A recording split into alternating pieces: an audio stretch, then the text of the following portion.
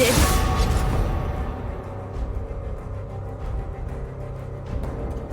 This again. Hi, this is XX Howling XX coming at you live with another ESDL matchup. I'm here with Jesus carried. one of the best AD carries in the land as we get ready to call this outstanding matchup. How you doing today, my friend?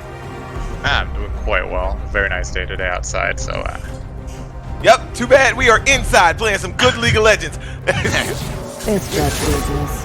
All right, so let's talk about these bans so far. Sivir, Talia, and Soraka banned away. well, I mean, especially that the mid laner on the right side and then Talia, so I guess that's a pretty good ban. Pretty good. This match is between Team Flubber's Goons versus PentaQ. We've casted both of these before, or at least I have. I don't know if you've ever done either one of these guys. Yeah, I think actually Flubbergoons against PentaQ was actually the first game that we casted together, I think. Right? Like an anniversary, yo. We bringing it all the way back. All right. Morgana and I've almost said Nautilus. Nocturne banned away. But actually, I think maybe you're mistaken. Actually, today it says that it's ScuttleGuardians against Non-Existent. Flubbergoons is your game is the game Wednesday. Actually. Why am I doing that? Why am I looking at that one? I'm sorry, this is really confusing. So yeah, so it's actually ScuttleGuardians versus Non-Existent. Okay, that's different. GG Slightly. easy. GG easy. I'm dead. I got 3-0'd by a nameplate. Ooh, Leona and Kaisa. Yep, they're definitely going to want to go aggro level 6 with that kind of comp. Leona just, even if the Kaisa isn't in range, we all know that her ultimate could just let her dash in there if Leona does decide to engage. Braum and Lucian. Oh, we're getting back that double shot synergy with the Braum passive. Always been a very strong, potent pick for the bot lane. Always. But he can't stun as much as Leona. I have to say it. Zoe! High damage power coming through. Excuse me, pardon me, just damaging you for a lot. Excuse me. Yeah, basically at the other end of the map, I mean, what's the frustrating thing about Zoe is that if you're a really good Zoe player, you can totally nuke someone and show up on the map for like just a fraction of a second. Just out of nowhere, so really important to ward your flanks toward the jungle. Renekton banned away.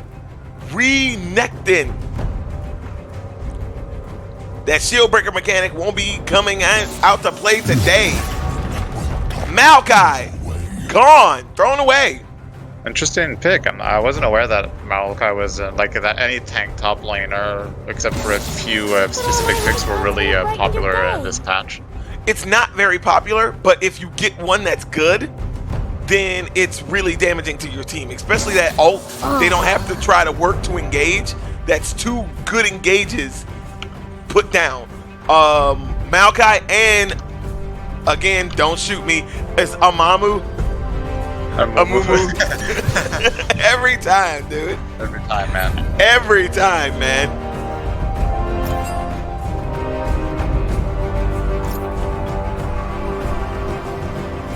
Zach picked up another, that's a good engage tool there. His ult doesn't do exactly what it did last time.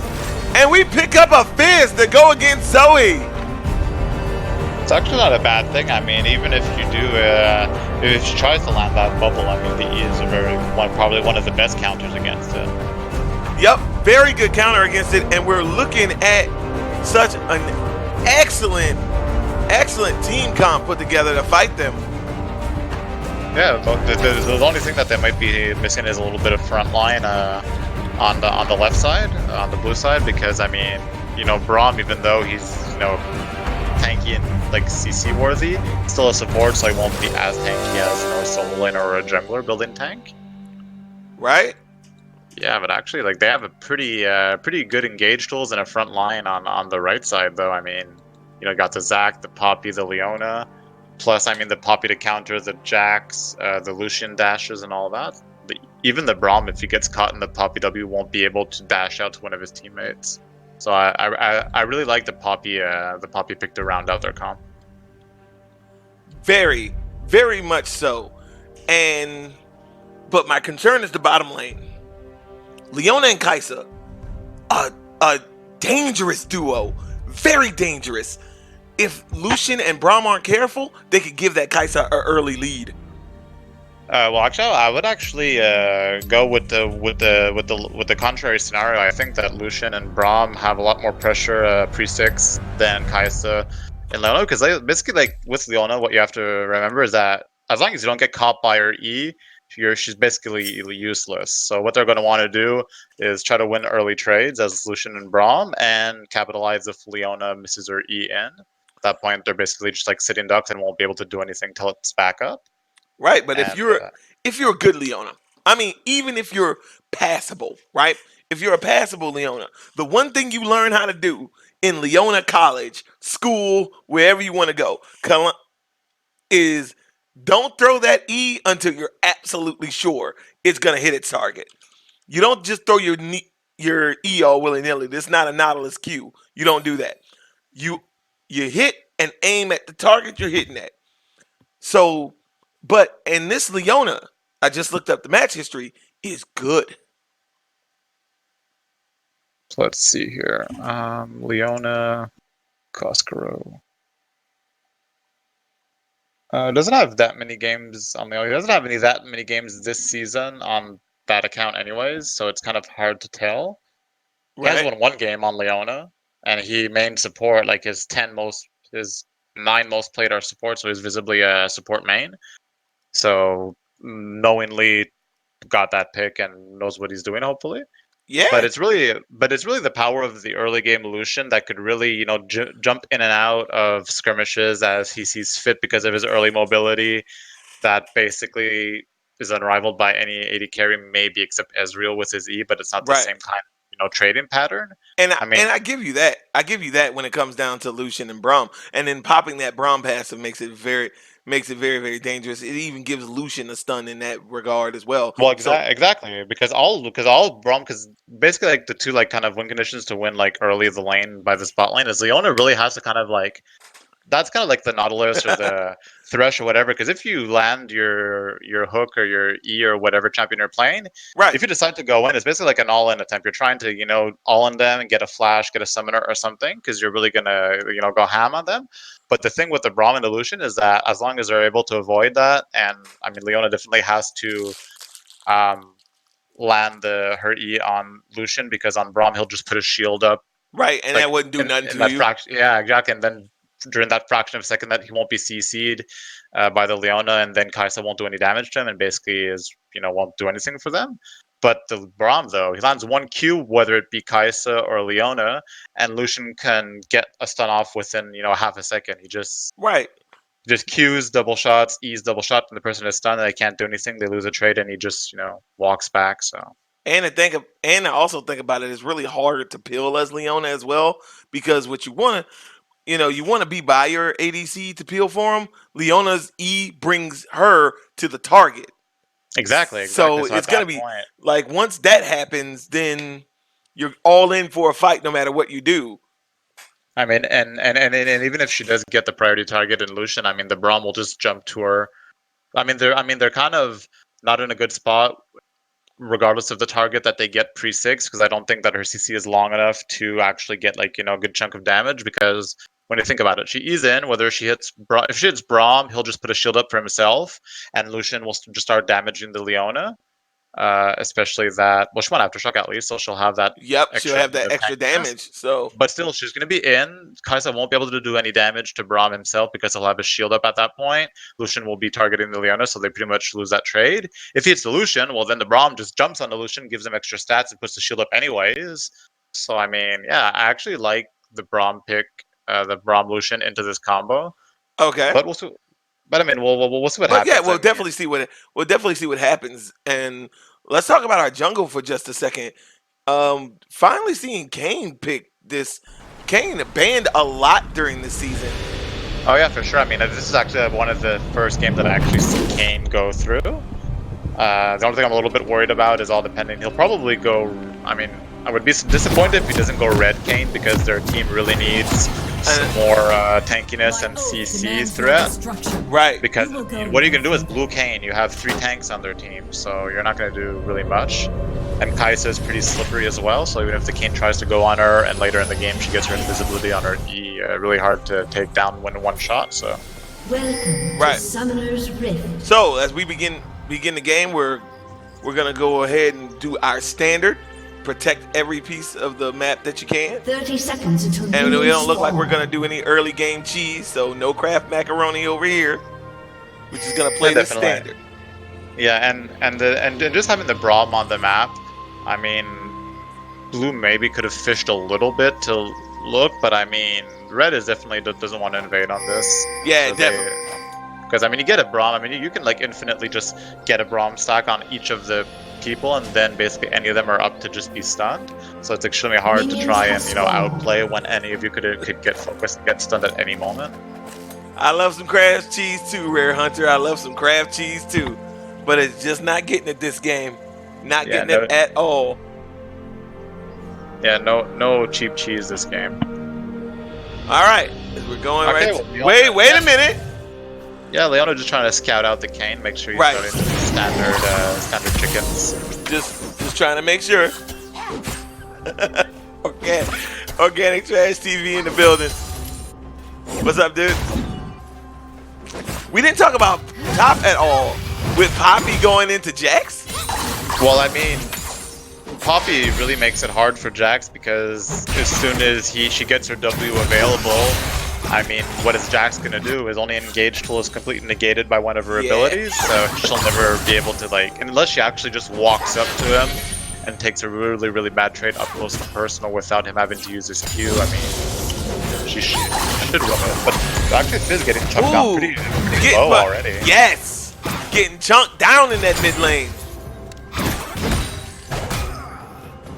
I mean, Fizz very, very good is a very good champ to farm under turret because he could reset his W passive on every auto attack. So But she is not letting him farm at all. She is poking him every time he walks in.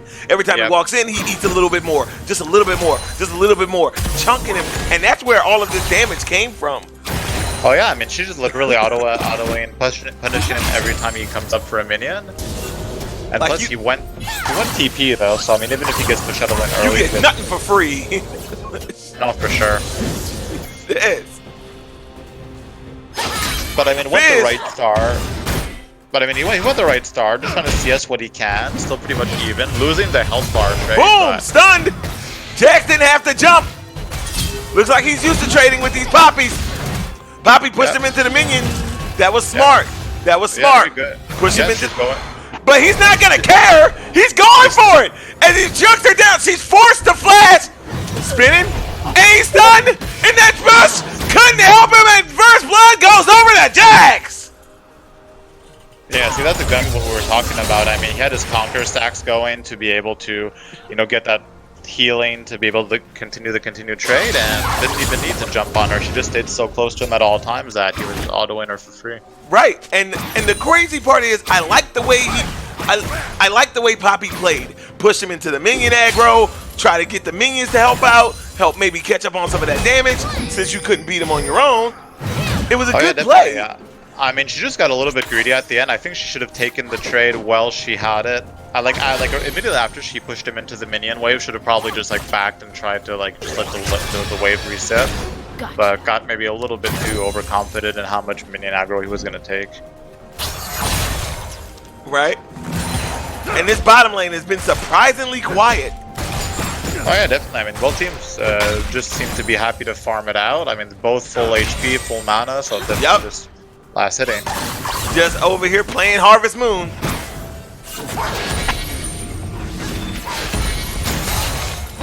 Shots. All right, and now we got a little bit of disturbance in the bottom lane. Just a little skirmish. Nothing big. No one taking any big damage. Just a good skirmish. Jax jumping. Oh, nothing happened with that skirmish. This Fizz still staying. Yeah, I mean, still doing a very good job in a melee versus ranged matchup. I mean, still alive, 6 CS down. I mean, that's a win in his books. Jumping on her. She didn't hit that W in time. Jax is back. Oh, slammed into the wall. Nice trade back.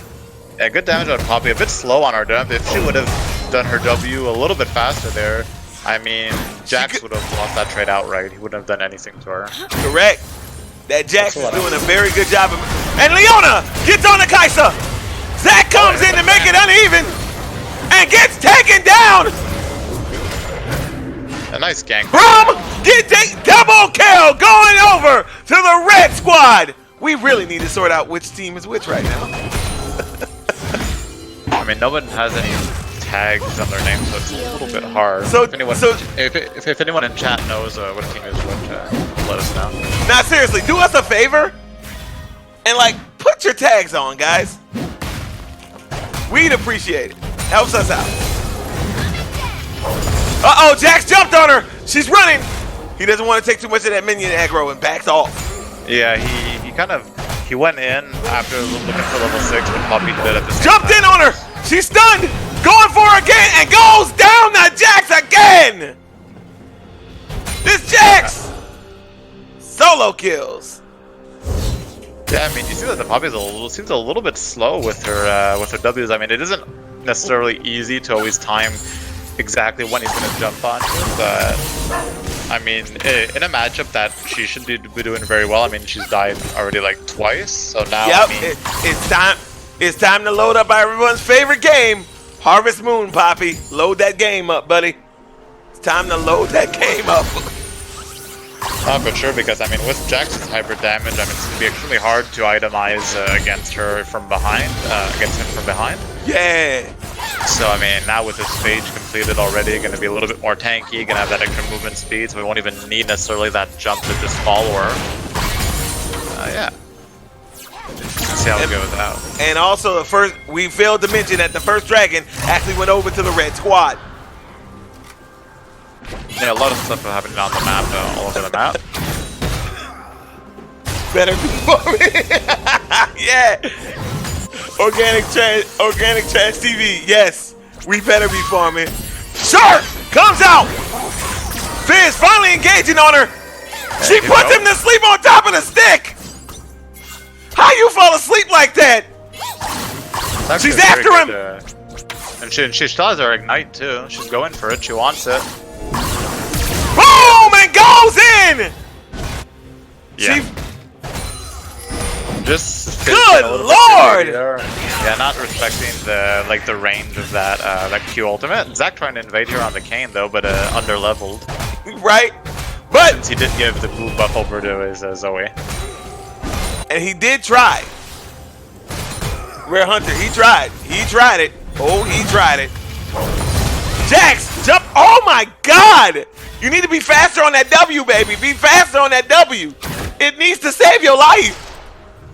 Yeah, I mean, you kind of see that now. I mean, actually, it could be pretty rare, but to actually try and do better in this lane, the Poppy would probably need to change up her build path and maybe try to max maybe her W second instead of her smash, just to be able to survive this lane. Because I mean, the Jax is literally just jumping on her, getting 1 or 2 autos, backing off, and she has no time to respond.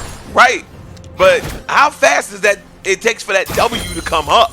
Because it just looks like it's always late. Boom! I mean, I guess it just. Look, it's always late. Yeah, it's like me at my first job, just always late. But wait, that minion arrow! She had her on the right side of that minion aggro. Yeah, Jax getting going a little bit deep though. I mean, still showing that with her shield and her percentage damage on her Q, she gets both procs and still dish on some good damage, even though she doesn't have any damage items. Right? Organic Trash TV saying Malphite would have been a better counter to the Jax. You agree or no? Well, I mean, of course, but the thing is that in Malphite, I mean, like we were saying earlier, not many tanks that are played nowadays. Right.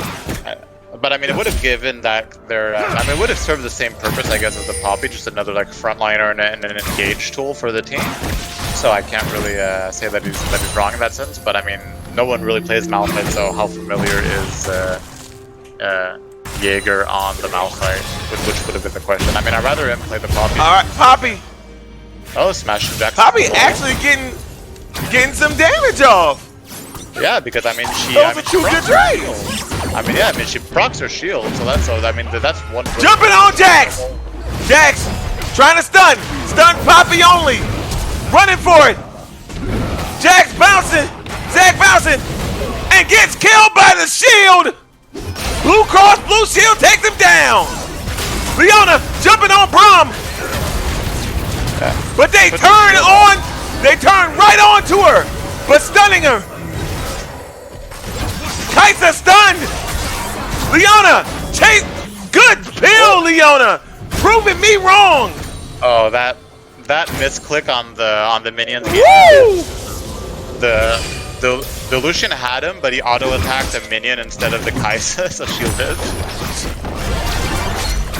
Jesus. I mean, yeah, like she was dead. She had the ignite going on him from the Braum, and she was like those 2 auto attacks away from dying plus a mini aggro. Right. But Braum auto attacked the minion instead. So yeah. But they did an excellent. Leona did an excellent job of peeling for her as well. Yeah, exactly. I mean, we were mentioning earlier that it is a little bit hard to peel on Leona, but she did an excellent job. She engaged on the Braum, got a good chunk of damage, but then turned around and stopped that Lucian ult as well. Oh yeah, definitely. It was a really good play by them. It was a little bit sloppy on Lucian's side. I mean, he did, like I said, just like auto minions instead of the Kaisa that would have probably killed her, but still a very good play on her part though too. Because I mean, if she wouldn't have stunned that Lucian ultimate, then that would have killed the Kaisa outright. Right. So that was a good play. But we're looking at a 3K gold lead for the red side. Oh, definitely. And I mean, this Kaisa just like popping off already has her first item completed while Lucian is still looking at components. I mean, most of that gold lead has actually gone to the bot side. Right. Though we have 900. Kaisa 4-0. Yeah, but I mean, she probably already has her with that Storm Razor completed and her, an extra pickaxe. Probably already has her empowered Q. Jack's not looking so willing to fight anymore. Oh, yeah, definitely. I mean, those. I mean, the Poppy. I mean, once he gets his Trinity Force completed, I think he will be able to get like a slight power spike. I mean, you do see that one empowered auto with that extra magic damage does do a lot to the Poppy. Really does. But I mean, still, you still have to be careful. I mean, Poppy. Yeah, I mean, they both have almost the same gold in the inventory, so. I think it's they both try to all in and they use their skills properly. They'll probably wind up even in the trade at the moment, but Kane definitely gonna have to get his transformation soon and try to do something on the map because yeah, it's 13 minutes. I wonder how far. Because I mean, gold-wise. Oh, he tried it. And, oh my God! And she. It just explodes that fish. I'm sorry. I never seen fish cook so fast. Oh my God! Good Lord! I couldn't even call that. Yeah, no, definitely. I mean, you already see that Zoe also that's really ahead in her lane with that Luden's Echo. Jump! He was looking for it. Poppy, it's your turn to go in. Jump in. Oh, but Zach here to help. Shield up. Jack's just trying to finish her off. And gets taken down. She actually gets it. And she gets out. She got out alive. I mean, that's kind of the thing. This Kane has kind of been non-existent so far in the game. And he's just a little bit too late. I mean, the Zach playing very, very well. I mean, he's keeping up in CS on the Kane that's pretty much done nothing except CS all game. I mean, probably nowhere near his transformation since he hasn't fought. A range or Kaisa just chunking him down. Kaisa just chunking down this Braum. Eating more and more damage by the second. Fizz trying to come down and get something started. Jesus! Pops up Leona, but they refuse to go for her. Yeah, probably a good call. I mean, they did get the Leona in the Braum ult, but I mean, not exactly the target they want to go for. So if they do decide to turn and a 4-0 Kaisa decides to go in on you afterwards. Right?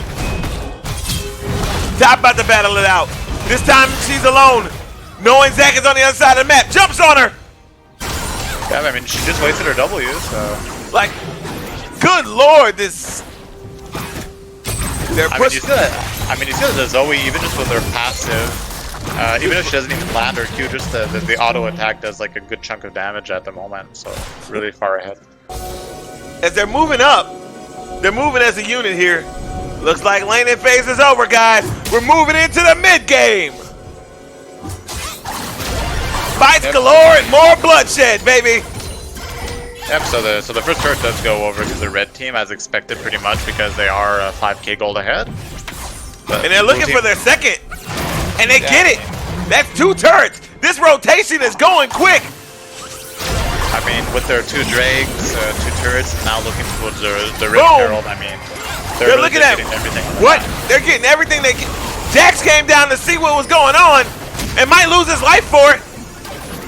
Zoe trying to kill him, but he gets out. And blue team forced to just skirmish and get what they can. Yeah, they are kind of just scavenging and getting whatever they can because now they're 5-man strong taking the Rift. And really, with no contest, Zoe just picks it up.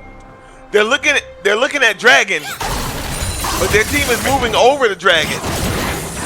Are we gonna see a fight over Dragon? It is an Infernal Drake, so it's an important one to fight over. Walks into the bush. Leona stunned. Zac jumps in, hits the back line quickly. They're peeling him off. Jack's trying to go, but just Leona, obliterated by this Leona taking down Kane. Another kill. Fizz gets taken down. The blue team running for their lives. Brum getting thrown away. Kai'Sa chasing, but backs off. I mean, Kai'Sa's still hungry for more, but after that 3 for 0, I mean, that was going to be another 3 objective for the red team. Adonis 2190 49. Thanks, bro. We're gonna try to keep it coming for you, man. And red team takes the Dragon 2 within the last 3 minutes.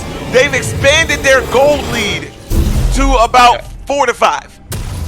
Yeah, so it's almost actually at 7k now. It's almost really at 7. Yeah, I mean, but really like a worst case scenario for blue team because now with them being so far ahead, with having, you know, those two carries with all their kills in their pockets, plus that Infernal Drake, gonna be even harder for them to come back on this one. So they have all 3 Drakes so far. Yeah, I mean, all 3 Drakes, they have Rift Herald that they still haven't used. They're almost, like we mentioned, almost like 7k gold ahead. And it is 17 minutes, and Kane still does not have his form. Oh, definitely. I mean, I'm not even sure like how far his gauge is filled up because I mean, I haven't seen him at any fights at all almost. I mean, I didn't even see him in the last fight at all. Exactly. It's 17 minutes. I mean, that's definitely going to be a problem because I mean, even if he does get it relatively soon, I mean, they're so far behind at the moment that I'm not really sure exactly what blue team's game plan is. Just try and stop the hemorrhage. Well, that should be their primary goal here. I mean, now they don't really have a choice to try to catch them out in a rotation. Hopefully get a pick on either the Kai'Sa or the Zoe to get some of that bounty. Rift Herald used! Look like they're taking down mid! Yeah, I mean, the blue team is asleep at the wheel, I mean. No, they're keeping them busy top! Yeah, because now it's a free T2 mid. And they're looking for the inhibitor turret! Yeah, they're gonna get at least one other charge on it, but I mean, with this Dear Shelly! Goodbye, mid inhibitor turret! Fizz looks like he's about to lose his life too! Zac trying to pull him out, but they let him go and take the inhibitor instead. Yeah, I mean, that's a 19-minute inhibitor by red side. It's like a really, really crisp and clean League of Legends, honestly. Jumping in, finally stunning Leona, but Kai'Sa takes him down under turret. You're not even safe where you're supposed to be safe at. Yeah, I mean, this 8-0 Kai'Sa, I mean, you see literally that as soon as she gets, as she isolates someone, that Q just does so much damage at the moment. Good lord! This is like, and now they're gonna take top turret. Yeah, it's another free turret, and with they're just gonna add another one. I mean, with Baron spawning in 18 seconds, I mean, they're getting the pressure top. They can obliterate this Baron with the Kai'Sa having already completed her Rage Blade. Good lord! Red team taking this one down. And that's another turret going over to the red team. Yeah, and Baron is spawned. It's 6-0. And mid lane is actually already pushing to the Nexus turrets already with no one clearing it. So they're forced to deal with their base. Yeah, I mean, they're playing conservative. They haven't started up the Baron yet. They prefer to recall, go spend all that well-earned gold. I mean, they all have over at least 1,000 in their inventory to go spend, so they're going to try to be as strong as they can for the next fight.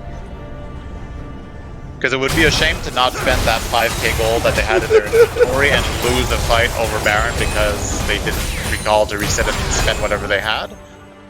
Yo, Rare Hunter, stall her out, bro. Stall her out. She did the best she could up there with that Jax, man.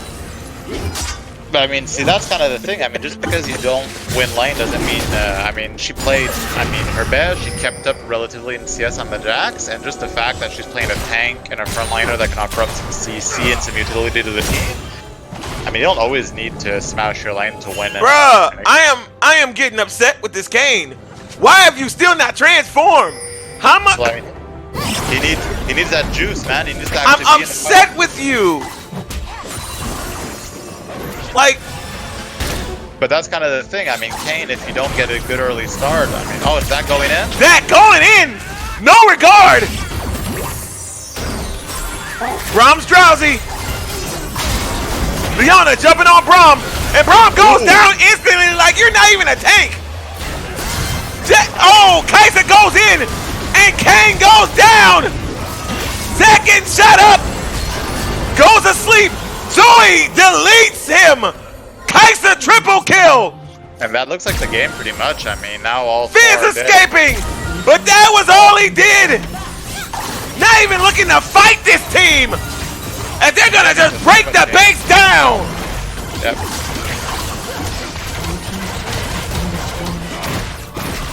And like a nice clean win by the red side. Oh my god. And they pushed them back into their base. They sent them back home. The disrespect. The disrespect. The unmitigated gall. I mean, really, just really a textbook win on how to get a lead and push it, and really be, really give the other team absolutely no chance to come back. Because I mean, perfect objective control. Actually, they didn't even lose the turret, so that's except for those 2 deaths. That the Poppy, as Rare Hunter was saying, report the Poppy for inting. And if it wasn't for those 2 solo deaths that Poppy did, I mean, that was pretty much a perfect game. Didn't lose 1 objective, didn't lose 1 turret, and only died twice in the whole game. So almost flawless on their part. Bruh, all I have to say is, everybody who's watching, this is a textbook of what we continue to talk about in the commentary desk. If you're going to get early kills, turn them into something. That kill, that rotation between bottom, then taking mid turret, then taking Shelly, then going up and then deciding, okay, that's enough. Reset, go back. They reset, went back, came back out, smashed, sent 2 people top to distract them, and smashed right through mid. There was nothing the blue team could do. I can't see a way, other than like playing better at the beginning, that the blue team could have done to stop this. Like, well, I mean, of course, when you look at, I mean, if you open up the damage charts, I mean, you really see that the Kayn was really like non-existent in this game. He did like 800, did 800 damage. You did less. You did less damage. You did less damage. Yeah, but I mean, 800 is like basically just like a token number. Basically, like just means that it was like literally like never there. Bruh, get off a Kayn. Get off. Turn your Kayn in, bro. Turn it in. Like take your Kayn card and turn that in, bro. Like give that back. Because it's really because it's really like a worst case scenario for a Kayn pick, that you're really inability to be able to get in some early skirmishes, get in that what I call like the form juice, basically. You Bro, get that juice on your need form. that. Like exactly. If you're still base Kayn at 20 minutes, what can you do? What can you do? I mean, really nothing, because I mean, at that point, Kayn's like one of those particular junglers. If you haven't played him a lot, basically what you want to do is even if it's a useless gank and you just get like an auto off or an ability off on the enemy laner, you just want to get in, look for the jungler, just look to tussle a little bit, get some get some fighting in you. Like get in there. And then when he did get in there to get to the fight, what happened? Zach just looked at him like, bro, what are you doing? Well, I mean, at that point, I mean, the Zach also is like a pretty good. What are you doing? Because once he gets, I mean, Zach, I mean, he's more of a early pressure jungler. I mean, once he gets level 4 or 5 and gets some range on his E, can really gank from some very particular angles. Yeah, bro. Really like out of vision, all depending on what was placed in vision by the other team. But the sad part is, so can Kane. Kane has that ability to go through walls. Exactly. I mean, the Kane show also up himself. somewhere. Show somewhere. Go somewhere. Do something. You need to get your form. Get in there. You can't place Kane and be scared. Get in there. Help your bottom. Your bottom was doing a little bit bad. Maybe show up there. Plan to show up. It's like they got hit in the mouth and all their plans went straight out the window. They had some type of plan. He got hit in the mouth. And that was it. Because they were kind of bleeding all over the map. I mean, the only lane that won for the losing side was the Jax that got the 2 solo kills on the Poppy. But other than that, I mean, all the lanes were having a lot of trouble. And the Zac, I mean, giving up a little bit of a level advantage early and some CS to try and help those lanes, especially that. I think it was on the second kill that he actually tried to gank and help the Poppy out a little bit, but other than that, I mean, we're still being productive. I think he had 4 assists at one point. That kind of evened out the goal that Kane was like just farming up. But like you mentioned, I mean, you can't play a Kane and like be totally unresponsive on the map. And even if it's not a kill, at one point, like after 6-7 minutes, if you realize that you have zero juice in the tank for that transformation, you just need to start looking for fights. And at worst case scenario, I mean, you just fight a little bit, get a skirmish on the enemy jungler, get some form juice, and just get out, because at that point you don't have a choice, because you're just gonna be this formless Kane just wandering around the map doing 800 damage in the game. The whole point is this is another thing of picking a comp that fits what you want to do. If you're gonna stay back and farm, don't pick Kane. Don't pick Kane. You need to get you a Sejuani. You need to get you a Warwick. You need to get you one of these easier junglers. But if you pick Kane, that sends the signal to the other side that you want to fight. If your team wants to play Harvest Moon, play Harvest Moon. But don't pick Kane if your team is planning to play Harvest Moon. Don't do it. Oh, definitely. I mean, I think that their team comp wasn't bad. I mean, if he would have gotten his red form eventually to give that extra bit of CC, like earlier in the game to then start affecting lanes, but just that, I mean, the Fizz. Yeah, you're right. You're right there. I mean, the Fizz did what he could early, did pretty honorably against a range matchup, but it just got so out of hand later in the game without any jungle assistance that, I mean, the Zoe was just. That's true. Oh, that's Zoe damage. I mean, yeah. At one point in the game, there's always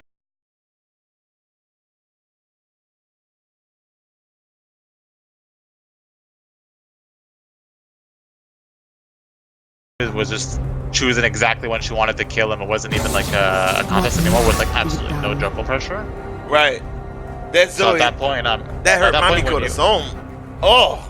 I mean, at that point, when you have a roaming assassin mid laner that fell behind and lost his lane and is unable to roam efficiently, your bot lane lost some early kills, and then the enemy ADC got just really fed, and they have no kill potential at all. And the only shining light in the whole game was maybe the Jax getting a few solo kills, but not being able to really run away with any sort of substantial lead. Right. I mean, at that point, you're losing everywhere on the map. So something has to happen at that point, or it's exactly like we saw. You just bleed out. They push their advantage even further since you're not being proactive, and just you lose a 22-minute game because you weren't able to get anything for yourself. Well, Sivir, Soraka, Malzahar, and Talia all banned away. Talia is a target banned. Oh, definitely, but I'm not too worried. I mean, they are banning the Talia, but I mean, how Talia or whatever you want to, how you pronounce it. Talia, I've heard it. Talia. I've heard it pronounced for Talia to Talia. I don't know. Don't ask me. I still pronounce a mamu instead of a mumu. Yeah, I know. A mamu. Exactly, but I mean, it just sounds so natural to me.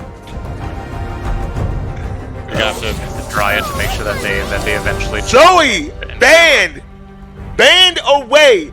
That is a good call. You cannot deal with that. Ban it away. Thank you. Finally, use your bans. Use your bans wisely. I mean, definitely. I mean, the Kaisa was. Did get pretty fed, but I'm not 100% sure it was the actual Kaisa that was a problem in that game. I mean, right.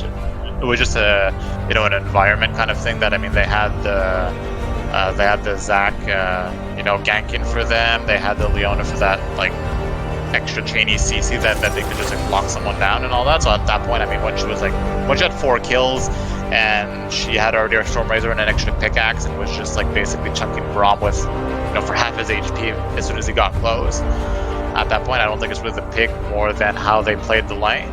Cordimi, you can't see him? Can't see bands in the top, really. I can see them. I can see them on the stream too, weird. Can you see them on the stream? I can see them. Is anyone else having that problem? Nautilus picked up! Oh, that's all I saw! I saw chains! I heard the hook! Yeah, so that's actually a Morgana mid then, or is maybe Nautilus going somewhere else? I'm not 100% sure. We'll hey, see how they'll I don't care. I like seeing Nautilus. Chains, babe. And Isaiah picked up. Karma, Jin, Zaya, Nautilus.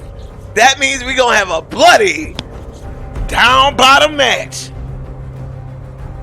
First off, Rare Hunter, it's connected to a chain, okay? I know it's an anchor, but it's connected to a chain. What you think he throwing out there? Like he gotta have a chain to pull it back? to pull himself to it. Right? Like it's an anchor. I get it, but it's gotta be attached to a chain, bro. It's made like out of ether or something. Like, yo, I swear. Oh man, God, yes, bro. You gotta have fun. Renekton banned away. Poppy banned away. Don't know why they banned the Poppy away. I mean, other than being a frontline tank, Jax still did his thing against her. I haven't seen Jax banned away yet. Yeah, we'll see what they pick this time. I mean, bruh, ban Jax away. That dude is just stupid crazy. They banned the Amumu. Oh, you got it. Good job. See, I took my time. I was like, I'm gonna think about it first. I knew you were. Knew you were baiting me, bro. I'm like, I'm not gonna take it this time. Lux banned away. Wait, bro. If Jax comes through again, I'm like. But I mean, I'm really interested to see how they're gonna round up this comp on the red side because, I mean, Hike. Okay, so is that like a Nautilus jungle or a Nautilus top or something? It looks like a Nautilus jungle. I mean, he does have it picked jungle. I mean, they could swap it later on, but I mean, now we have a Morgana that could. I mean, she's either pretty much mid or support. The red team said that we are not gonna make sure you don't move. We're gonna get all the CC we can. Warwick picked up.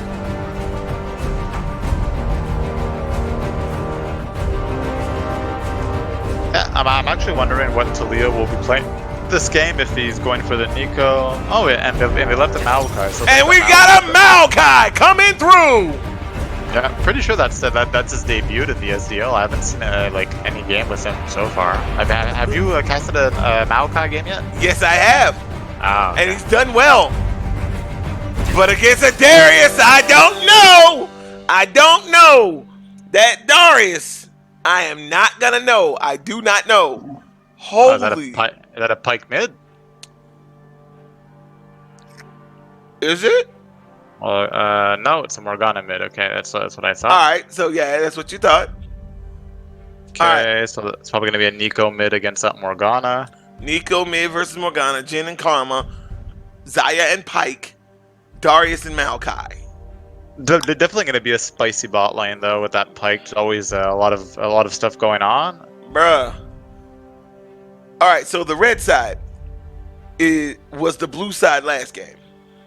Yep, and it is a Nautilus jungle. Interesting. Yep. So they decided, okay, our problem was we didn't have enough CC. So we're going to solve it this game by getting as much CC as we possibly can. Yeah, is as much CC humanly possible on one champ, which is basically the incarnation of Nautilus. Bruh. Which basically every one of his abilities, included in his passive, has some form of CC. So that kind of that's kind of like two champions worth of CC, and it won't be that traditional semi-tank like support Nautilus. This is really gonna be like a full tank like Nautilus jungle. Right. So I mean he's gonna be even more tankier than he was before. Then you got Morgana. Yeah, I mean Morgana with that eternal binding, which basically you have time to decompose while you're just sitting there waiting for it to end. Yeah, I do like this comp a little bit better. You got Zaya Feather, you got Zaya Feathers, you got Pike pull and stun. You got Darius pull. And the Darius pull and slow. Yeah, I mean on the blue side, I mean they're definitely not giving up their spot, CC wise to the other team as well. I mean they have roots, they have like double root spot lane, they have a Nico root as well, they have Warwick suppressed, they have the Maokai root and double root on his ultimate and on his W. So I mean they have a lot of CC on the other side too. It's really just gonna see. I think it's gonna be similar to the last game. I mean everything seems even on paper. They both have like really good team comps. Yep. It's easy to see what they're trying to do with their comps. It's really going to come down to execution and see exactly who's going to pull out ahead. Definitely going to want to check that mid lane. And, I mean, at least now the Morgana has super safe wave clear. I mean, everybody's played against that frustrating Morgana pick mid is she just puts her pool down, clears the whole wave, and just, okay, bye. I'll see you next wave. I'm curious if she's going to take Glacial Augment. Instead of, people have been opting for Glacial Augment instead of your standard Keystone. On Morgana mid? On Morgana mid. Interesting. Well, I mean, a lot of mids that have some more or less like some tricky CC to land. Like, Nico usually takes Glacial Augment. We've seen the Ahri with the Glacial Augment, the Vel'Koz, all those champs that need that extra, slow or just extra help to land that crucial CC to nuke someone. So that I mean that could work. Just that Morgana has such a short auto attack range that I don't think that it'll be maybe as useful as other champs, especially. But do you think? But what about her pool? Her tormented soil. But doesn't Glacial Augment only work on the auto attack on the next auto attack? Yeah, but if you're stunned in the pool, then she hits you with Glacial Augment. It's gonna take you time to walk out of the pool. Well, I mean, sure, but you have to. But I mean, usually like Glacial Augment on most of these mid laners, like I mentioned, is more a tool to land that CC. Like first of all, so usually like what the Nico or the Ahri will usually do is walk up to you, get their auto attack, and while you're slowed by that Glacial, will try to land that, then their Charm or their Root afterwards. The thing with the Morgana is that her auto attack range is shorter than usual mid laners. So I mean, you were right. She did go Glacial Augment, but I'm telling you, it works. It's crazy, but it works. But the tricky thing with the Morgana is that, I mean, to actually walk up to the Nico and having to almost immediately Black Shield if she does land that root, to just land that auto to get the Glacial Augment, and then you still have to land your root. I mean, you could just auto attack her and put your pool, that's true, but for how short her range is, I think it's still pretty risky to do it against someone that has as much range as Nico that could just put her Blossom down and get a couple of procs on you and just walk away. Yep. But we'll see how it happens. So check this out. Glacial Augment, basic attack, slows enemies for 2 seconds, which increases over duration. This effect cannot occur on the same target more than once every 2 seconds. For ranged champions, it's 30 to 40% based on level maximum slow. But no, exactly. So like I mentioned, she really has to land that auto attack. I think in this case, if you're gonna make some sort of Morgana safe pick that you just want to, because I mean she also has healing on her. She has basically spell vamp in her passive. Correct. So at that point, I mean against a Nico, I mean I think that just taking just a comet or an area or something would have been maybe a little bit better in lane, because I mean you just put the pool, you get some spell vamp, you heal up all the poke that Nico does, and plus if you can get one good binding pool on the Nico, she doesn't have sustain, so you just out push and out poker. And but I mean we'll see what happens. I mean, So of course, what Glacial Augment is So gonna be what really, I really see, good. the way I see it going is you land your Morgana is not one of those people that's tough to land. So you land your Q, you land your W, and while they're standing in it, you hit them with the Glacial Augment auto attack.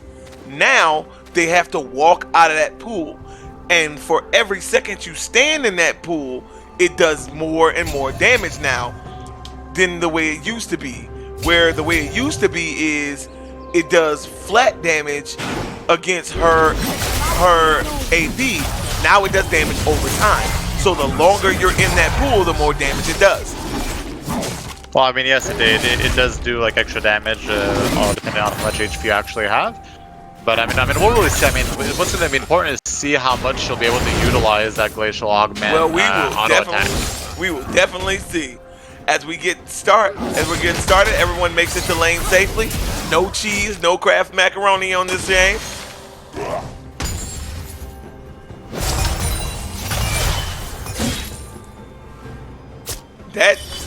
That Jin bouncing shot hitting both Pike and Kai'Sa's. Oh, Xayah, sorry. Xayah, yeah. I mean, you do see that at the moment. It is that grenade and that karma poke really just taking a lot of chunks out of the health bars of Pike and Xayah. So they'll have to look maybe for Darius level 2 or 3. going for him. He's bleeding. Ooh, he bleeding. Yeah, actually misses his Q, and Maokai does have that that sustain on his passive. So I mean, for anyone that hasn't played Maokai in some while, I mean, just remember that every time he uses an ability, his passive gets a lower cooldown, and when he auto attacks, he gets a heal. So I mean, very good sustain champ. But Darius still taking control of the lane. I mean, this Maokai down already 7 CS. But wait a minute, we got this early morning gank. Good morning, Darius. Running for it, gets rooted by Maokai, forced to flash out, Yeah, and gets away safely. Yeah, well, I mean, a very nice flash by Darius, because I mean, if that Maokai Q would have knocked him back into the Warwick, even if then he would have flashed. Oh, Xayah stuck, last shot. Oh, taking a grip off of her. Yep, taking a really bad trade there by the Xayah. I mean, you see that, I mean, just with that poke potential in the early levels, I mean, really having a hard time here, especially now that Pike actually went coin as well, so not giving her any extra sustain with the Relic Shield. Right. So personally, I probably would have went maybe Doran's Shield in this kind of matchup for the Xayah, because I mean, she will get poked heavily in this lane, so really Pike tried to. Yeah, Pike tried to got get the that. pull, got it, but didn't do much with it. I mean, it's really hard to try and pull on that Karma with her shield, and Darius going in for a small trade against the Maokai, pretty much going even. Small skirmish. Yeah, but I mean, you do see that if the Darius doesn't land his Q for the healing, Maokai just gets the healing after the trade. Right. That's kind of like what you talked about earlier. Exactly. I mean, just the Maokai, I mean, even though he's like been out of favor for a while, I mean, still a very safe pick because of a sustain, has some good CC. His Q has excellent base damage as well, so even if you don't build any AP, his Q could clear a backline of minions easily in the later stages of the game. Just walking over to him. Definitely. I mean, he's gonna look to try and stack him. Yeah, he's actually on the wrong side of the map. The tree's on And the just wrong side of fighting! the map. Bleeding to death! He's bleeding! Yeah. Darius can't flash! Trying to use, and uses his Q to barely graze him and takes him down! Yeah, he actually gets to reset on his blood, on his hemorrhage stacks there. I mean, you see him just bleeding. I don't know what the Maokai was doing though. He was just really on the wrong side of the map. He actually walked to Darius' turret on his own. I mean, the Maokai looking for those like short trades to be able to heal back up. But I mean, of course, if you give full blood stacks to Darius, I mean, he's gonna bleed you. Yeah, he's gonna bleed you. Plus, with that Conqueror, I mean, he's just gonna keep healing more. But once, I mean, the Maokai uses all of his abilities and uses his passive to heal up once, I mean, he has nothing left in the tank for an extended trade. Just insane. But I mean, you do see that the Morgana this time, not in any real danger. Right. Trailing slightly by CS, but still full HP, so I mean, you do see that. I mean, this is just like a complete safe hit. Karma caught up to him. Pike caught him. Woo! Missing his little pull. Yeah, Pike a little bit slow on the pull though. I mean, as soon as the Jin walked up to try and auto attack him, I mean, he should have. I mean, Karma is just a root. It's not a stun or anything. So you just start charging your ult, and while they're trying to like re-engage on you, just pull them back in. But still, I mean, it's not 100% bad. I mean, once Xayah collects most of this wave under her turret, she'll just be maybe 10 CS, maybe 8 or 9 CS behind on this annoying poke lane bot. So not all in all bad. But we are not giving up as many kills as we did. First game. I mean, both teams playing super passive. Just backing him up. But I mean, the big story of the game so far individually is this Darius taking over his lane. I mean, double CS in no real danger of a gank or anything like that because he's pushing under his own turret. Yeah. Got the first blood solo kill on the Maokai. And you see that this Morg is just literally pushing this in without a care in the world. Knows that even if she does get ganked, she just uses her black shield and kind of like just walks out of that. So again, we're having another game where our jungler isn't as active as we want him to be. Like, okay, he did his early game, you know, gank against Darius, but we haven't seen him active since. Well, I mean the Kayn from last game is actually the Nautilus in this game since we switched sides. Right. But I mean it's also the same story that you just said basically. That I mean the Nautilus still 0-0-0. Oh, he's bleeding. There's sap everywhere. He's got rooted and got jumped on. Yeah. Welcome to the dam as Darius takes another one down. I mean, you really see that at the moment that having fallen behind on the Dario, that this Maokai really has like no answer for him. As soon as he gets grabbed on, even with this CC, there's no escaping the Darius afterwards. It just runs you down. Yep. And yeah, like things looking pretty bleak. I mean, 61 to 24 top lane. I mean. Good, Rare Hunter. At least I'm not the only one.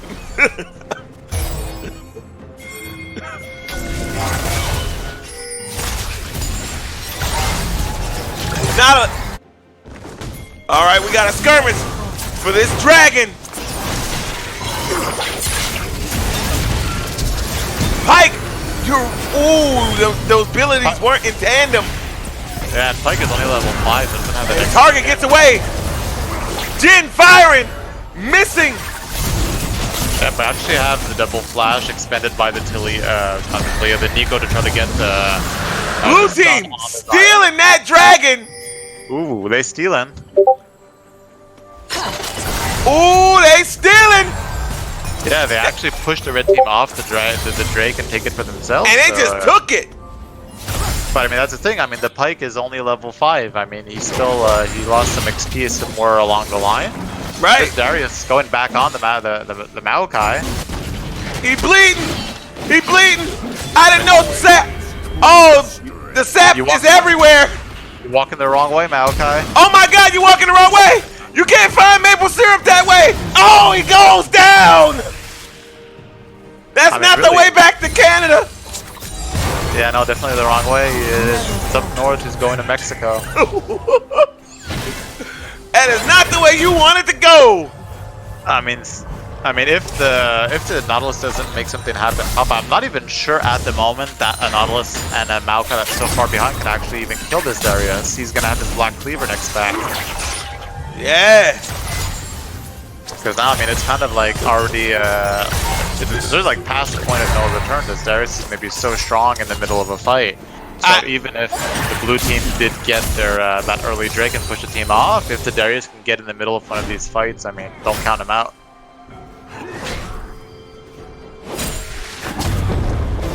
Warwick waiting on a gank. But nothing happens, so he's going back. And Darius has Black Cleaver. Yep, I mean, definitely. I mean, so he far. Has Black Cleaver. Missed his pull. Almost rooted. Almost. And gets taken. Zaya gets taken down. Oh, that fourth shot on the Zaya, just walking a little bit. I mean, we're talking about abilities that do percentage like damage on depending on how much HP you're missing, and Jin is the same thing. His fourth shot does damage considering your HP that's remaining. So more and more damage the lower you are. Good Lord, though. That she went down fast. And blue team slow and steady. Though red team got ahead, they're not doing anything with it. So blue team just farming to catch up. Well, I mean, basically, I mean, all of that gold lead. I mean, the Darius is 2,000 gold ahead of this Maokai. Rest of the map seems pretty. I mean, bot lane is losing slightly on red side's team, red side.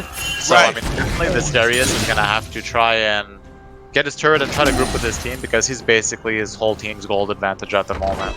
That's true. So that's basically their ticket to try and get back into this.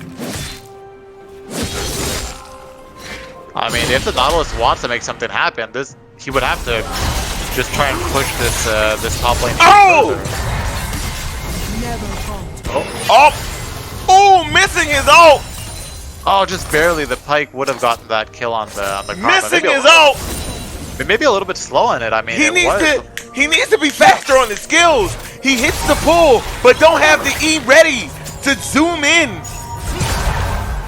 Like, you gotta trust yourself when you're getting people hooked. You gotta trust yourself. Definitely. I mean, I'm not sure how comfortable he is on the Pike pick because I mean that was 100% a kill on the. You had her. Pull her in, and as soon as you hit that, you gotta hit E. Hit E. I'm definitely a little bit hesitant on causing a kill. Yo, Rare Hunter goes, he needs glacial augment. I'm done.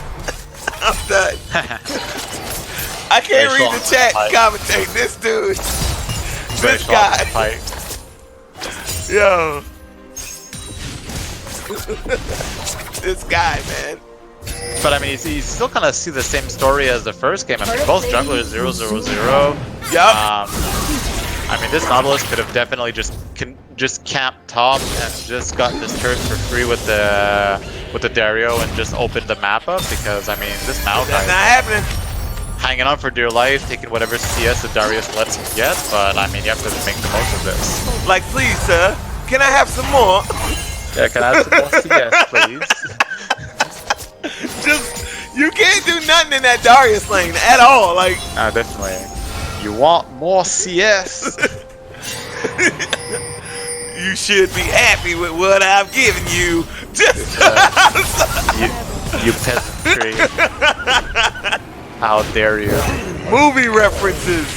Warwick, they're fighting over Dragon. Morgana trying to trap him. Trapped him inside.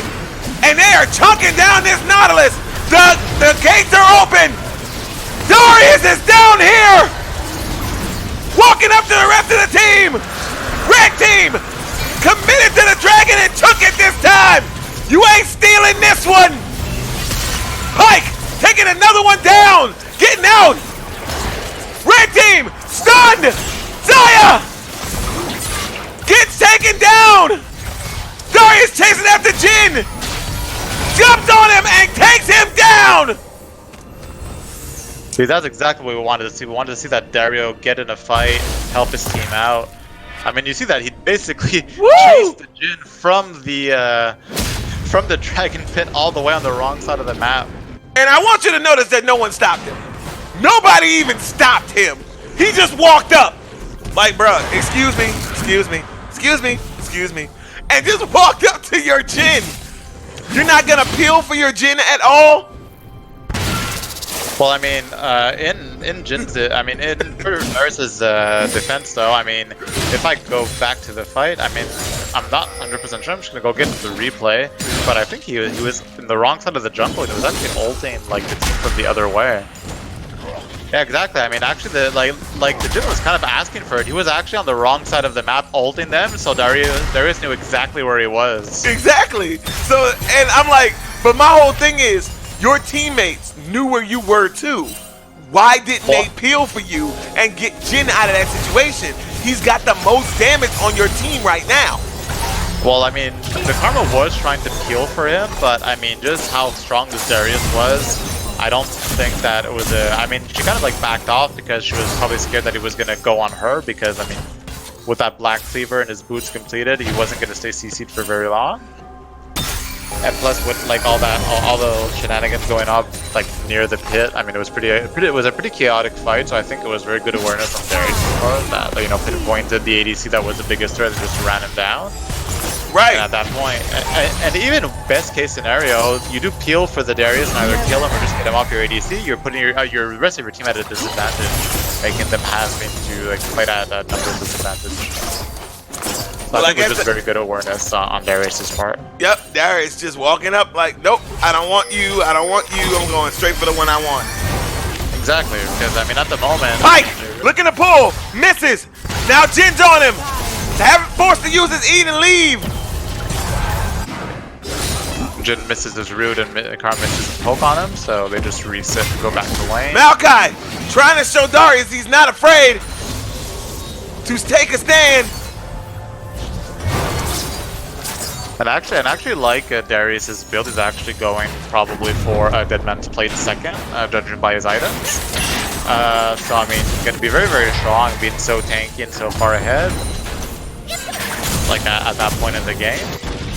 I mean, too often do we see people getting really, really ahead, but going like double damage items and then not being able to sustain a fight because they're too squishy.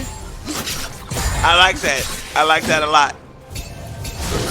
And even though the Jin was pretty far ahead, I mean, both ADCs still not having completed an item yet. So I mean, they'll still be they won't have their like a power spike on their first item yet. While we see items getting completed everywhere around the map except for the ADCs.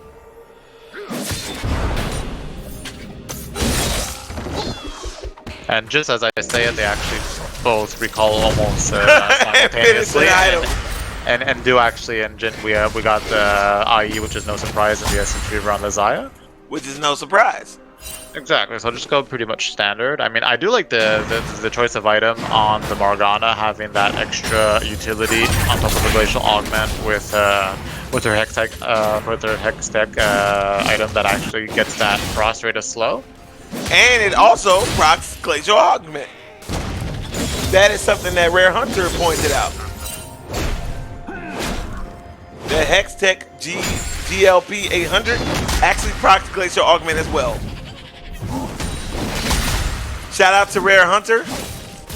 Man's got matchup knowledge galore.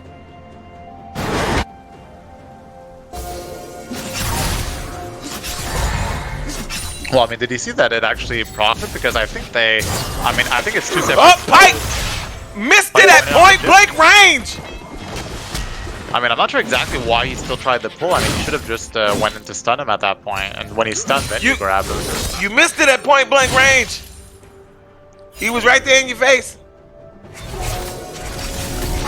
I think he's trying to be too big-brained with his pulls. He's just right in front of you, man. He's just right in front of you.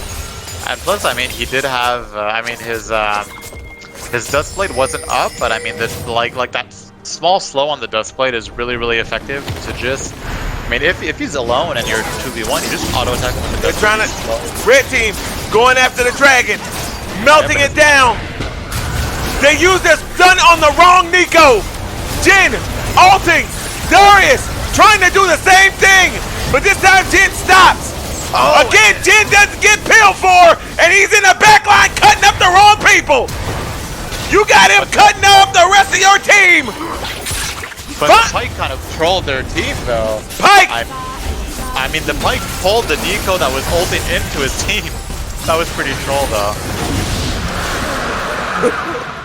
Red team walks away with that dragon.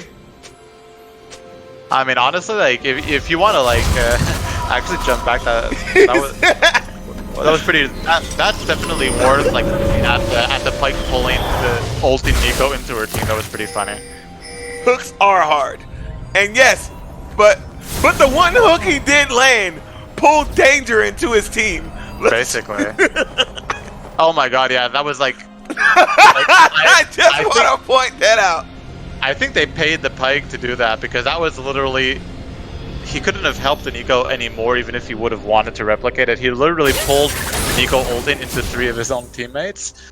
So I mean, luckily it's not at a point where the Nico will do like 2,000 damage with her ultimate or super late game or something. But I mean, really have to watch out to not pull that ulti Nico into your team. Yeah, you can't be doing that, man.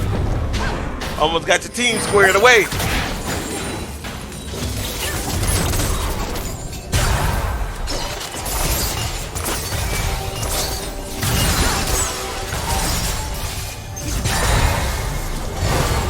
Bot lane, looking for a skirmish. And just moves to the side. This poke comp, poking so much away from Xayah. Definitely. I mean, you see that like all like Jin landed 1 root and Xayah got 1 Kama got 1 empowered Q and she's basically a third of her HP left. Nautilus trying to make his debut in the lane. Oh, and she lands a stun on the right Nico actually in the back line. That was good. I would have guessed wrong, I know that.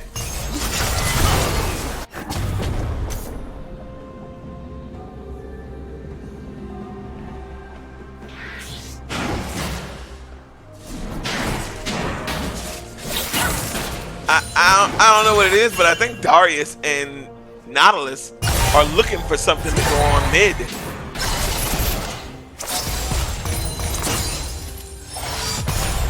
Oh, that third. Jesus! That third grenade though on that Xayah.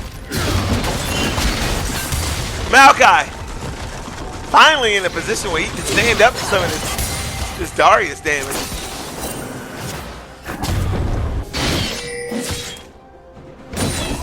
Just finally in a position to do so. Nothing really going on in the map. Actually, a pretty fun fact, but we're at 23 minutes and not 1 turret has fallen yet. Exactly. Unlike last game. It's still laning phase. Shooting. Firing. Pyke is taken down. Yeah, that fourth shot on the ultimate just takes like half of Pyke's HP down. And the first turret goes down at 23, breaking the map open. Darius chasing this poor Nico. Let her, oh my god. You gotta let her live. She was just looking for a home. No, and actually the Morgana. Oh, Morgana root. I mean that was a really good use of her Hextech items, the Twin Shadows, and all those slows, which basically made it impossible for any of them to run away because they were like perma slows, basically like 3 separate abilities. So, and a really good CC chain with the Nautilus ultimate into the Morgana binding, and we had no chance to escape at all. Yeah, you're not moving. We have finally gotten to the point where we ain't moving. Nobody is moving. Yeah, so it's actually a really good turnaround game by this red squad. I mean, 5k gold ahead, even though they did lose the first turret, they still got 2 very good Drakes to their name. Gold lead, probably like a lot easier comp to pull off. Basically all they're looking for is a Morgana binding or a Nautilus hook, and they basically just like eliminate someone. Other team fight a little bit more complicated to try and maybe flank with a Warwick or something like that. And their main tank I mean, and their main tank is so far behind the Darius. I mean, now the Darius almost like... Here we go! Like Trying to pull again. fishing. Fishing. Gets not... And Nautilus coming out of nowhere. Darius pulls. Gets done. And that's what we were talking about. That chain of CC. You ain't going nowhere, buddy. You belong to me. Yeah, I mean, dodging the pike hook, but kind of forgot that the Darius has a pull of his own. So, I mean, I'm not sure if that was exactly what they were looking for, but was just zoning him with the pike hook so he could walk into the Darius. And just an axe out of nowhere. Yeah, and another mountain brick actually spawned.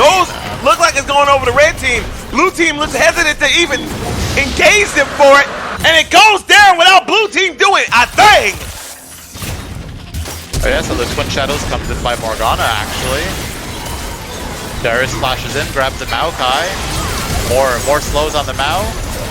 And Mao goes, wait a minute, finally goes down. They're cutting at this team, but they're still alive. Not wasting nothing on that fake Nico. Jin. I mean, you got it. Trying to pull. Nautilus pull. Jin opens up. Nico stuns him and takes Darius down. Now they're turning on the rest of the team. Pike running away for his life. Morgana using the bind. Barely making it out. I mean, you see, like I mentioned earlier. Blue team, turn this around. I mean, definitely, like they have quite a good amount of CC as well if they can land it. So they said that Darius really had no chance to escape, just getting chain CC'd. Like the way they did that. Nico jumped in, wasted him. Now they're in their base, just taking their time. Yeah, I mean, definitely red team have to regroup. I mean, they still, at the end of the day, they still lost the bounty on Darius and lost the end of that fight. But still with double Mountain Drake and still being almost 5k gold ahead, still more than ample opportunities to try and get a pick and just get the Baron with the double Mountain Drake. The first turret goes down. Wait a minute. Nope, that's the blue team taking more turrets. And now, Pike is taken down again. Malphite still on the other side of the team. He's on the wrong side, but fighting his way through. Darius jumps down on Karma. Cut Karma in half. Does that mean his luck is going bad? Morgana's done. That chain CC. Yeah, with 2 down and double Mountain Drake, even with the Warwick on the map, but a level behind on the Nautilus. Taking another turret. And another one goes down. The mid turret. We've been paying attention to top. But I mean, I'm not sure why. Nautilus taking all of those shots to the back. Yeah, Nautilus with his shield and being, a full tank Nautilus jungle will gladly just take those shots in the back for his team. I'm not sure exactly. I think that they would have had ample opportunity to maybe take the Baron with the double Mountain Drake.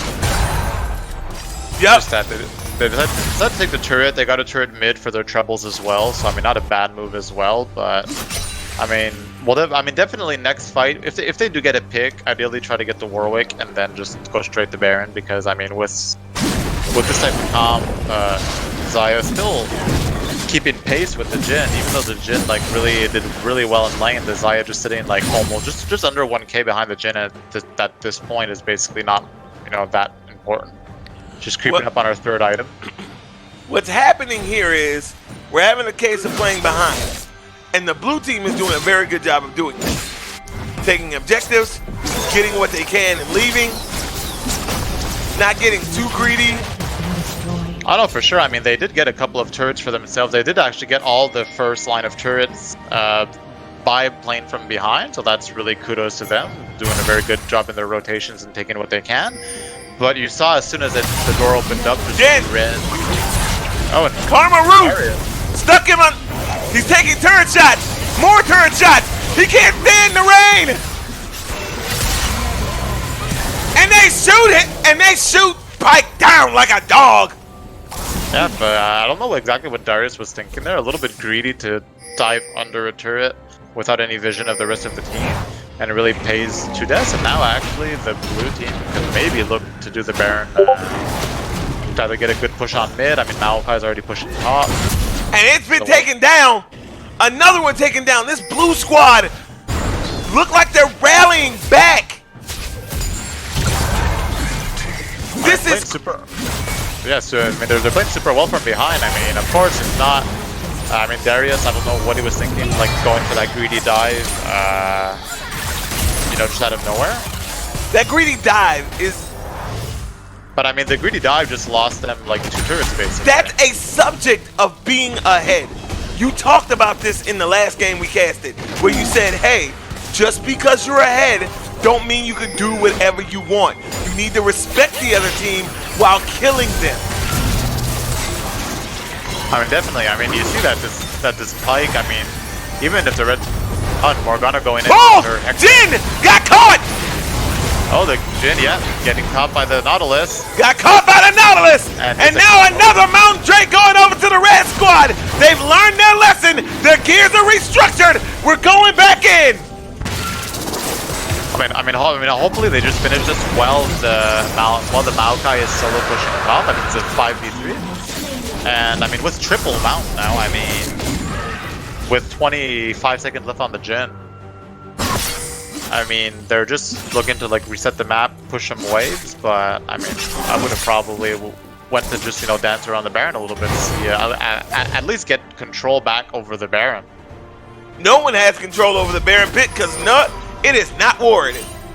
Oh, exactly. I mean, when you're 6k gold ahead with a triple Mountain and an Infernal, I mean, you should get that vision on the Baron, and as soon as you get a favorable fight, then everything's all set up. You just rush it down, and I mean, once if they do decide to do it eventually in the game, which I hope it'll be very, very soon, it'll just melt away, and they'll probably be surprised and say to themselves, "Wow, why didn't we do this like 10 minutes ago?"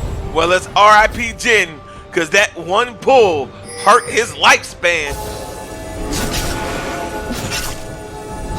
Red team taking control, clearing vision, as the blue team looking to respond. Yep, I mean, they're doing a very nice job just getting all the vision. Well, there wasn't any, but getting total control, vision control of the Baron side. Actually, Pike. They're trying to see in this pit. Red I mean, team. they're really fighting hard. I mean, they're really fighting hard for this line of vision. But I mean, Red have already set up, so I mean, blue team are at a disadvantage of this, and they'll have to make a choice. Do they want to face check it, or do they just want to leave it to them and hopefully get a better fight? They have no idea what they're doing. They're dancing around Baron. Somebody needs to make a decision. You're wasting time. And Darius makes the call. They're going for it. The Zeppelin isn't to push them out, but with that triple Mountain Drake, you see that it's just Baron is melting. Just dying. Blue team needs to decide. They go in. The curtain's open. Shots rain out, but it's way too late. Baron's been taken already. Now they're fighting just to kill him. Darius stuck in the pit, and he's gonna fight his way out. Slicing and dicing, jumping and shooting, as they double kill their way out of the Baron pit. And that looks like game, taking the Baron and going 4-for-1 in that fight, and Darius just getting those resets on his ultimate. That looks like game. Darius just caught in the back, like caught in the middle, and just says, you know what? Let's do this, and just goes in. Red team bouncing back from the first game. I don't know why Blue waited so long. You see that they're gonna do it. You know they're gonna do it. Go in, take the fight. Well, I mean, at that point, it's either you take it or you don't. They did wait a while, but I mean, with that Darius just flashing on the back line, and just done. 34 minutes, and the red team is the winner. Yeah, very good show of character here, just coming back into a game that you really got obliterated and playing it slower, taking all, and I mean, at this time it's perfect Drake control, except for that Cloud Drake by the red team. that red green Cloud Drake. What a game! Definitely, I don't want to open up these damage charts. I mean, it's not no surprise. I'll call it that the Darius probably outdamaged. I don't know. Nope. Actually, the Darius. The No, the Jhin actually doing the the most Jhin damage. did the most damage. Surprising though, since he did get caught out in a few key team fights. That's what I want to bring up. Like, you see where this is where vision plays a part, because you know where to stand as the ADC. You know where you're supposed to be standing. You're not supposed to be standing nowhere near where a random hook could come out from the world and pull you. But Definitely, it yeah. happened. It happened more than Yes, once.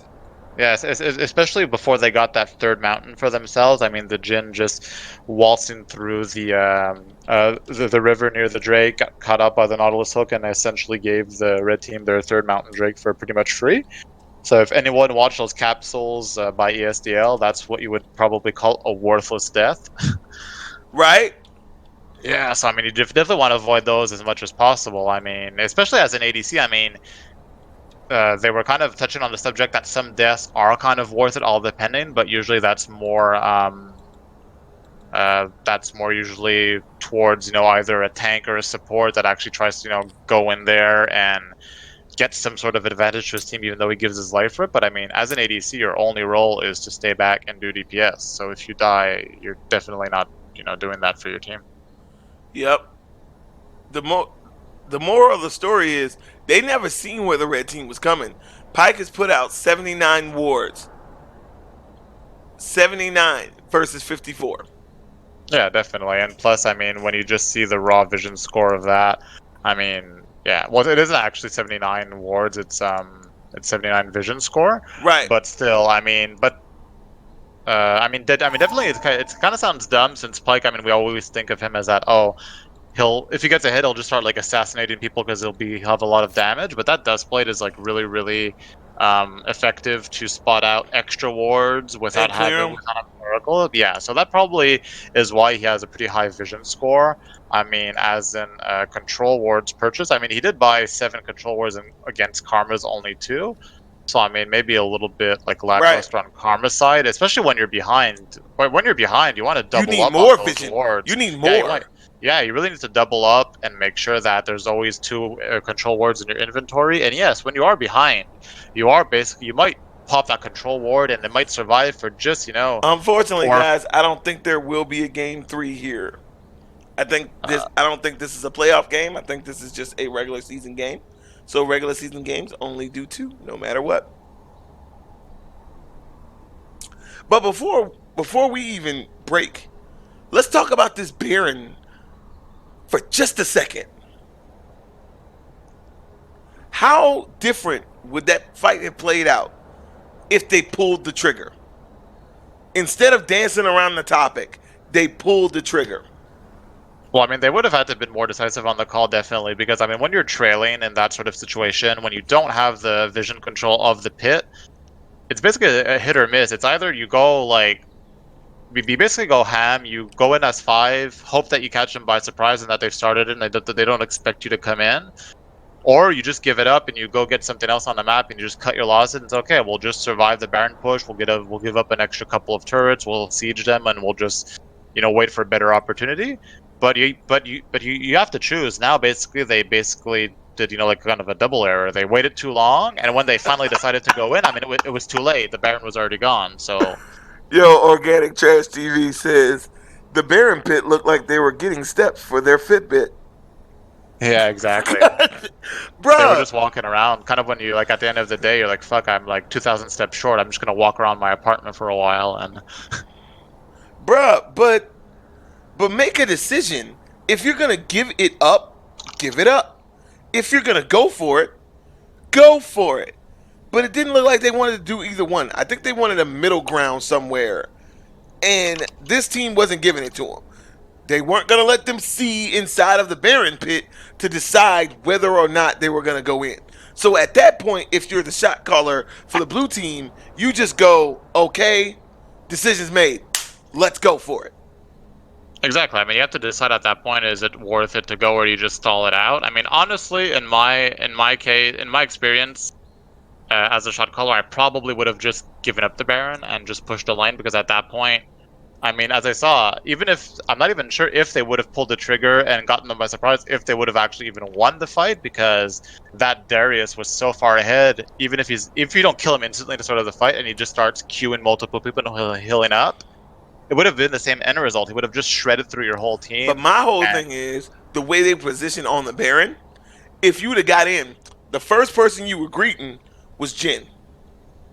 You was greeting Jin because he was on the outside of the Baron pit, shooting on the inside, and Karma was outside. So my idea is shred those two down, get them out of there, and then leave as much of the Darius and the Nautilus as you can, but you'll have more people to fight the Darius.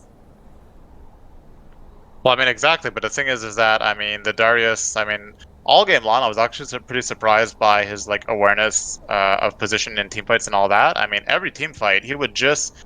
I mean, even in the last team fight, he actually flashed to the back line to get onto the Jin or the Karma. I don't remember who he killed first, but I mean, at that point, I mean, he just didn't care. He didn't care. He was just in there. He didn't even care. Before he got that, even before he got that last double kill. I mean, you have a 9-2. 14k Darius just like flashing onto you and grabbing you. If your flash is down as an ADC, I mean, he's basically just gonna WQ ult you and you're gonna like die immediately. He doesn't even need to full stack you. So, I mean, at that point, like I said, it's either you jump in, hope for the best, and make the call, or you just give the Baron up and live to fight another day and just keep stalling the game. Because I mean, both comps were pretty much equal. Right. Even if this Maokai got completely obliterated and was so far behind. I mean, you kind of saw that in the fights. There was 2 or 3 people attacking him, and he was healing up for so much and so tanky, even being so far behind, that they literally had to say, okay, well, just ignore him and go for the rest of the team, because this guy is basically unkillable, and he was like 6k behind on the Darius.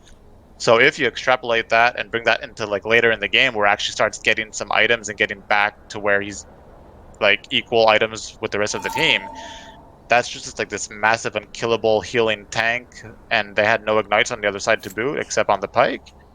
So he's just gonna keep like tanking your whole team and making space for that Jin, for that Nico to get that damage off, and trying to prevent that Darius from getting into the backline. But there was nothing much you can do to prevent what was going on. Yeah, they were just too far behind and didn't stall out the game long enough. Made a questionable Baron call at the end, which cost them the game. But that game ended 1-1. Yeah, exactly. I mean, both teams. I mean, the blue side. I mean, like I said, I'm not sure which team is which. I won't call them any names. But the team that lost the second game with Talia as a mid laner completely obliterated the first game. Give them no chance. Like we mentioned, for people who maybe didn't see the full extent of the first game, except for the 2 deaths that their top laner had, it was a perfect game. Perfect objective control, no Drex had another, didn't lose 1 turret, only died twice in the whole game in their whole team. So really just like a masterclass and just getting the lead and closing out the game.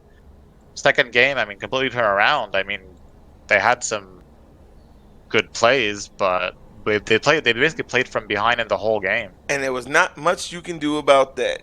Well, this is going to be all for our broadcast today, as we're going to go ahead and close this one out, where this game ended up 1-1.